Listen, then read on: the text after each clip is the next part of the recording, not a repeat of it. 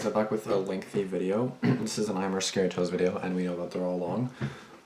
This is going to be 3 true creepy horror stories animated. No specific genre. Just horror, obviously. It's almost 21 minutes long, so not as long as the Christmas one I watched the other day. But, yeah. So that'll be good as well. I usually like stories that are like in depth about something like stalkers or Uber, you know what I mean? But I guess we'll see what these are. I guess they could just all be random, but yeah. At least this way you don't really know what's coming, so you don't really expect anything, right? So it's like, it could be a surprise, right?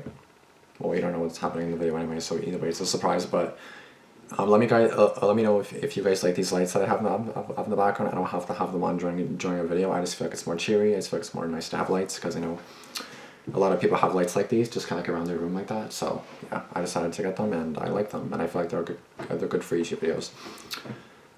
Let me know if they're distracting. Let me know if you guys don't like them or anything like that, which I don't think you guys would say that, but let me know, because I have a lot of colors here, so let me know what color you guys want to see. I have red, green, blue, yellow, light blue, this color.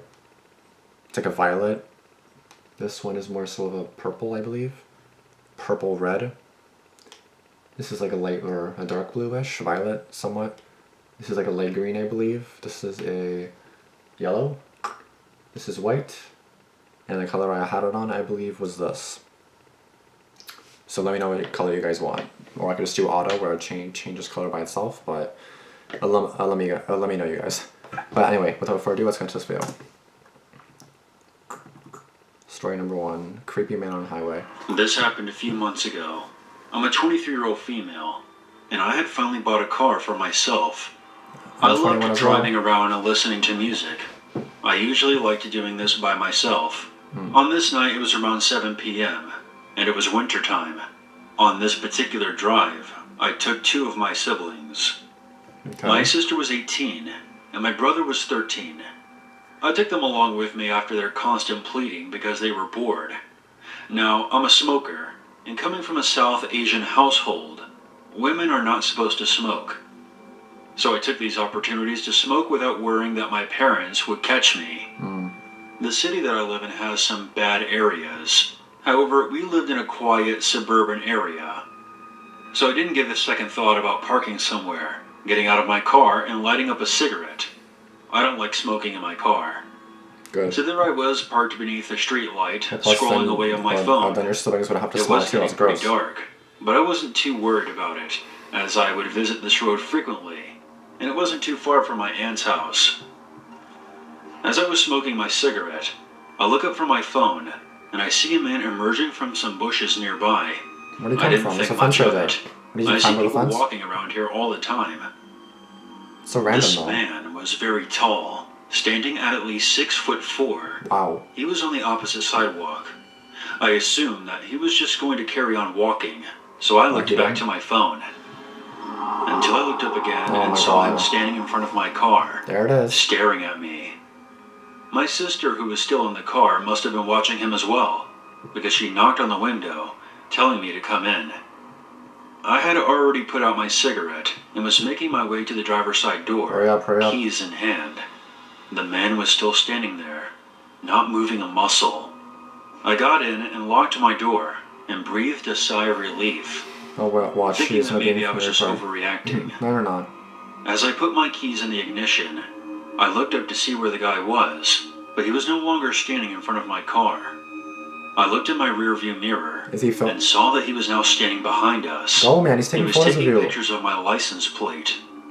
I slightly rolled down my window, and I could see his face a bit clearer now. He appeared to be an Indian man with a beard and a hoodie over his head. Why are you taking pictures of my license plate? On his face. I asked him as politely as I could, "Excuse me, what are you doing?" The man comes towards my window, but still kept his distance. Careful. He then said in a very aggressive tone, "Do you know who I am?" I didn't know if I was asking a rhetorical question or not. The creep. I have a lot of shit going on in my house. I don't need you parking here and watching me. You look real suspicious. Just randomly parking here with your 2 friends? What do you think you're doing? Get the fuck out of here. Oh my god. I chuckled nervously. I was trying to keep calm, but my anxiety was already halfway through the roof highway, you fucking bitch? You don't own this. Point. I didn't understand how I looked threatening in any way, as I'm a small girl who's been told that she looks like a kid. And smoking a cigarette. I was in my cigarette. pajamas, and I was clearly minding my own business. Exactly. Look, I just parked here to smoke. I come here all the time since I live close by. That's when the man got right up to my window. He slid his fingers through the gap and forced my window all the way down, screaming at the top of his lungs, "Get the hell out of here!" I screamed in terror and told him to stop swearing, as I had a minor in the back seat and he was scaring him. He then screamed, "If you don't get out of here right now, I'll damage your fucking car." My adrenaline was running at full speed, what the hell, man? And I was terrified. Jesus. I didn't even bother putting my seatbelt on. I bolted out of there, and in my panic, I went straight ahead at a junction. It led me to a dead end. As soon as I stopped my car, I took the opportunity to try and calm down. My whole body was shaking. I couldn't even keep my foot on the clutch. My sister was quick to ask me if I was okay. But before I could even answer, I saw a pair of headlights coming right for us. It was the man. Oh my God. He was going at least 50 on a 20, and he almost crashed right into my car. But by some miracle, he just missed us.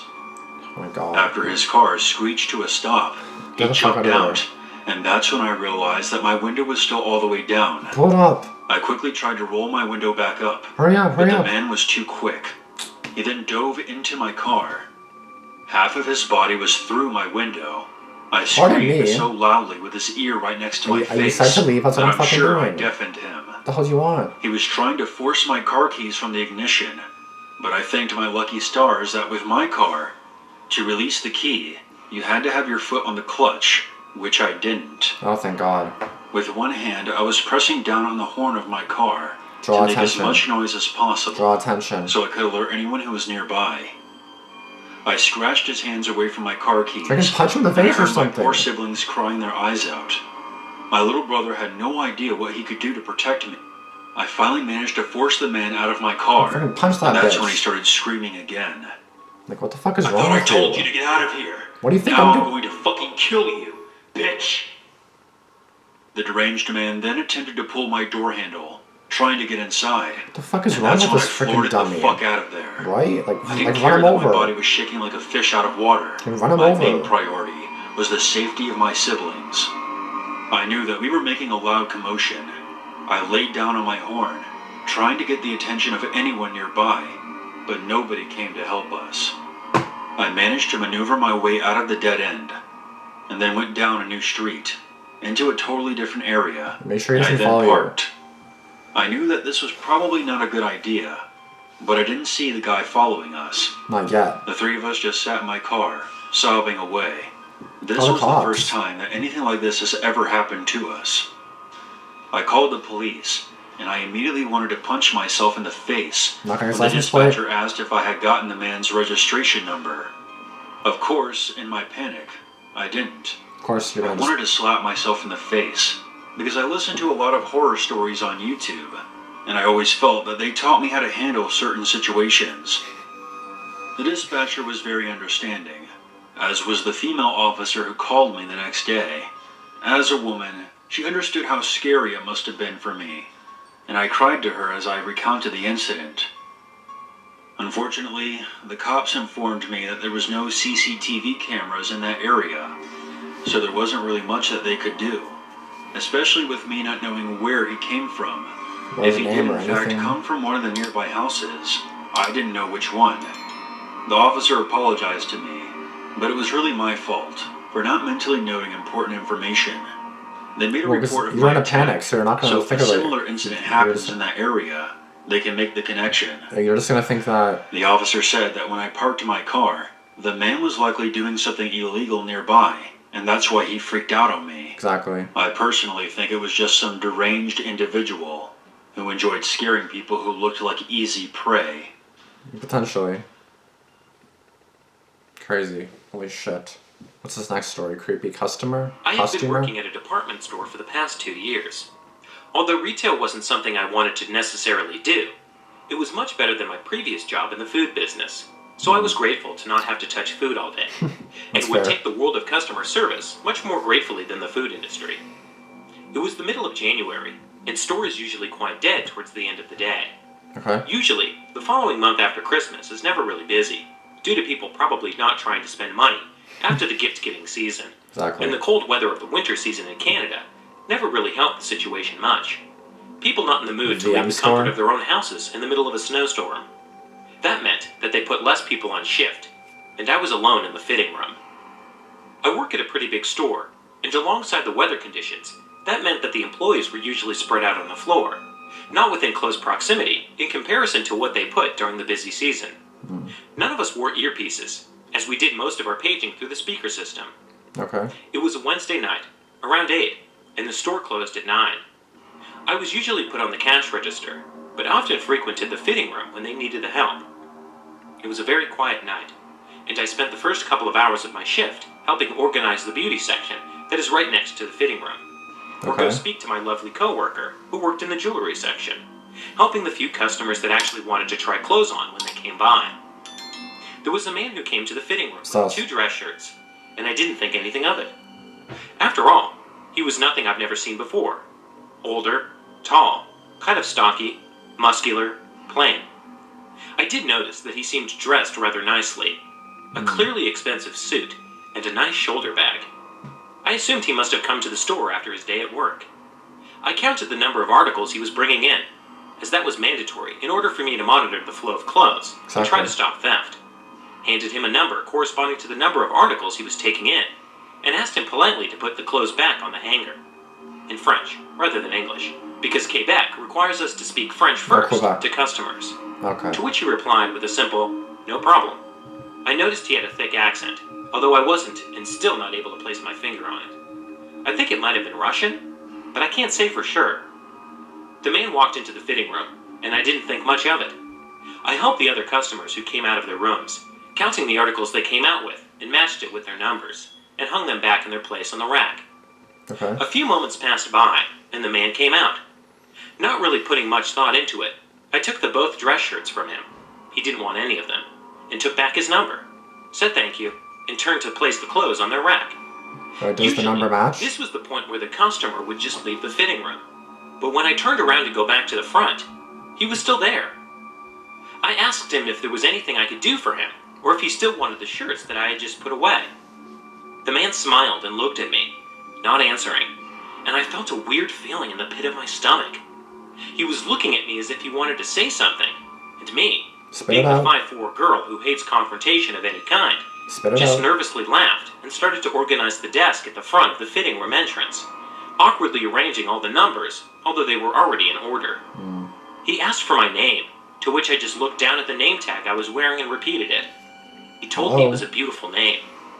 I laughed nervously, never knowing what to do in these sort of situations. That's awkward. And being nice to him was a part of my job in customer service.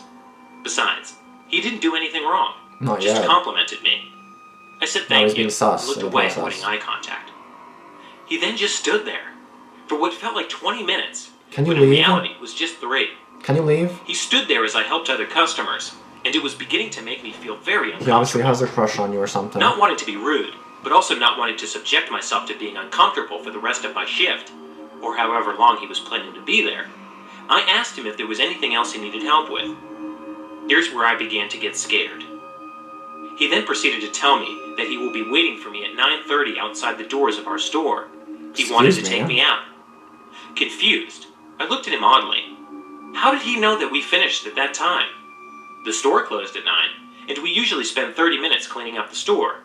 Wow. I suppose that information isn't hard to guess, but it still felt weird. Why did he want to take me out? I once again laughed nervously, because that seemed to be the only thing I was able to do when uncomfortable, and politely declined, saying I had to get home and study. He laughed, taking a step closer towards me. Excuse me, and I back the fuck away. Took a step back. Back the frig away. He didn't accept that answer because he just smiled once more. No. I'll be waiting for you outside the door where all the employees leave from, in the truck alley. No. I'll be there. There was a door well, that I won't, because I'm gonna call the cops and they're gonna arrest your dumbass. Locked around 9:15, and we always finished later than that. So we take the door that takes us in a slight alley where all the trucks go to drop off shipments from our store. Sus. Being someone who hates confrontation, and who doesn't do well with controlling my emotions, I felt myself start to tear up at his comment. Well, yeah. No employee is allowed to mention the door we leave from. It's a company rule. Since we usually finish late, and the parking lot is dark, they don't want anyone to know where we exit from, as a precaution. Exactly. I told him once more that I appreciated his offer, but I wasn't interested, and I had to continue my work. I politely told him to leave. Take your fucking hands off me. When he put a hand on my shoulder, and I felt myself freeze up. I remember thinking, praying that one of my coworkers would show up to pick up the rack, or the jewelry employee would stop filling the cases and turn around. That'd be freaking nice. Obviously, with my luck, nobody did.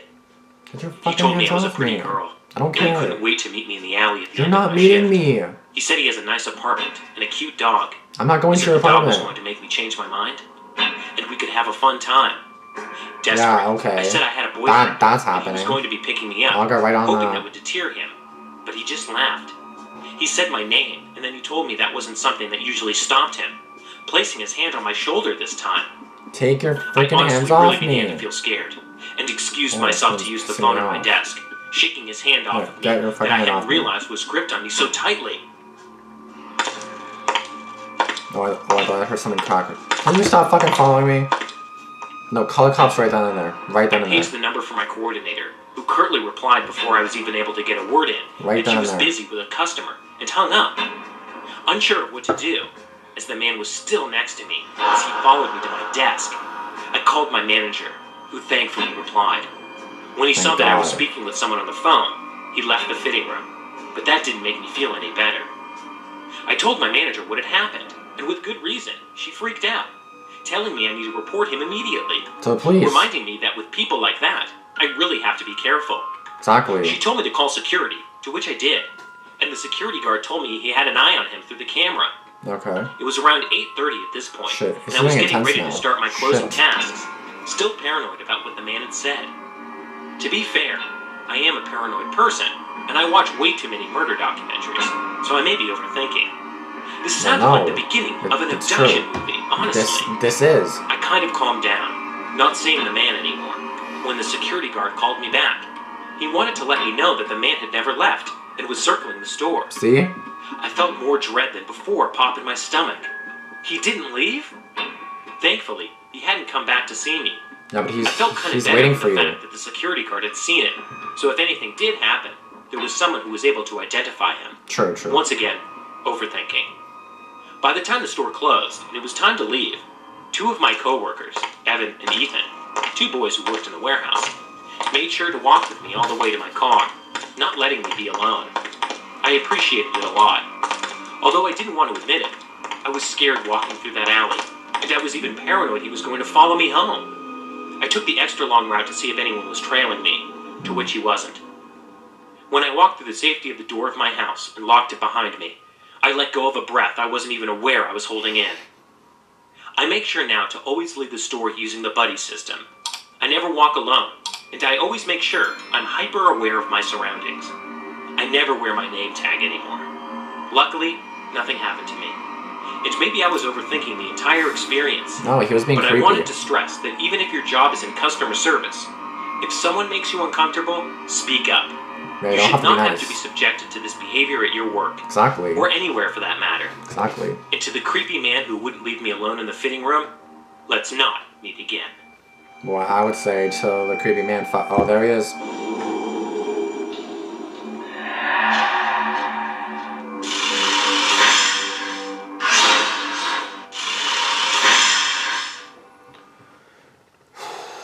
Oh my god. Okay, the story's pretty short now. Don't walk alone at night. Oh, this is pretty... Oh, To start, shit. let me explain myself.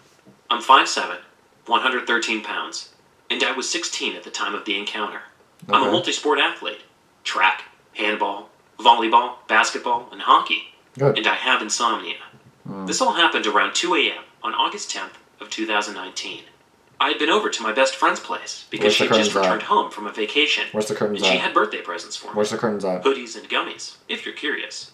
I had spent almost an hour there already, and wanted to head back home soon because honestly, my town is scary at night. Drug dealers, rapists, murderers. You know the deal. So, I waved goodbye to my best friend and started walking down her street. At 2 a.m.? I guess a party had just lit up, because behind me at the end of the road, about 20 or 30 yards from where I was standing, there were a couple of men walking across the crosswalk. They were both pretty tall. I'm guessing between 5'11 and 6'3. Wow. The two seemed harmless at first when I looked in their direction. At first? Yeah, but soon they came to a stop. They were both looking at me. At this point, I felt uncomfortable. Well, they seem to be staying in the middle of the crosswalk. That's when I overheard one of them say, "Hey, that's a girl." At this, I whipped my head around. They were starting to walk in my direction now, and one of the two men had moved over towards the sidewalk. Now is the time to start running and grab your phone. At this point that something wasn't right, and I began to pick up my pace. Call 911 right now. They were still getting closer. I didn't know where the second guy was, but when I looked back, the first guy was still following me down the middle of the road. Watch, she's gonna come up in front of you, watch. I think that they were planning to cut me off and try to trap me between the two of them. They will. The minute I was about 13 yards from the T intersection, I started to run, and that's when the yelling started. "Oh great, now she's running!" I hooked a sharp right, and then a left. Shit. I could still hear them behind me, and at this point, all I knew was that I couldn't stop moving. I had to lose them somehow. I was coming up to an apartment building with a small parking lot behind it. There were no lights. I made the split-second decision to veer off into the parking lot. Sus. Like, where's your and phone? I squeezed myself under one of the cars. I don't know how long I waited there. It could have been a minute, but it felt like a lifetime. I watched the two men run past. They didn't bother to check under the cars, which was definitely in my favor. The minute I felt I was safe, I backtracked and took a different route back to my home. I was too scared to take the main route, in the fear I would have bumped into them. I know what I'm about to say is stupid, but I didn't go to the police. Of course not. I wouldn't have been able to give them a proper description of the men, because I hadn't seen their faces. Well, I see their faces. If there's anything I learned from my experience, it's that no matter who you are, you need to be extremely careful. You can think that the part of town or city that you live in is safe, but that really isn't the case. There is no protective barrier to keep out people with bad intentions. Exactly. Please, whatever you do, be careful. Watch your surroundings as if your life depends on it. If I had been listening to my music and not paying attention, you'd have been dead. I hate to think what could have happened to me. I hope that no one else has to experience the fear that I did. It was almost like prey being chased by predators. And to the men who followed me, let's never meet again.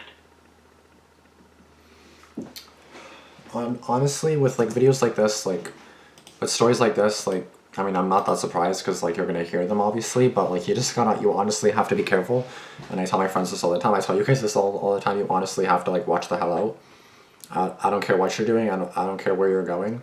Watch out. I don't care if it's right now it's not even 2 p.m. I don't care if it's 2 p.m. late outside, as you guys can see. I don't care if it's 2 a.m.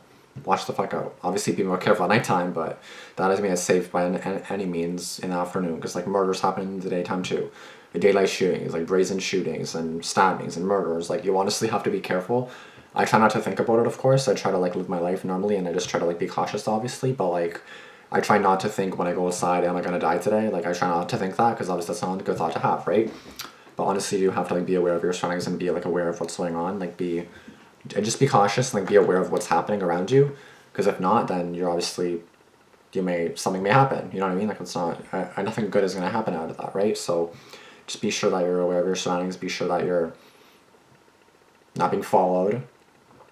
Like obviously, me being a guy, guys are usually the people that are doing stuff to other people, and a lot of the time it's girls. So if you're a girl, then I'm not saying you have to be more careful, but just be more cautious, as guys are basically prey or predators to you, or can be at least. Not obviously all, not all, but they can be, you know.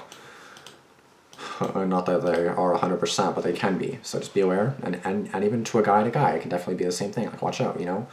Like I basically had someone tell me to like give me their phone, someone said give me your phone, and I was like no, the fuck, like. But they were a couple feet behind me, not like pretty decently, and I went faster, and I literally had my phone open already. I had it open right here.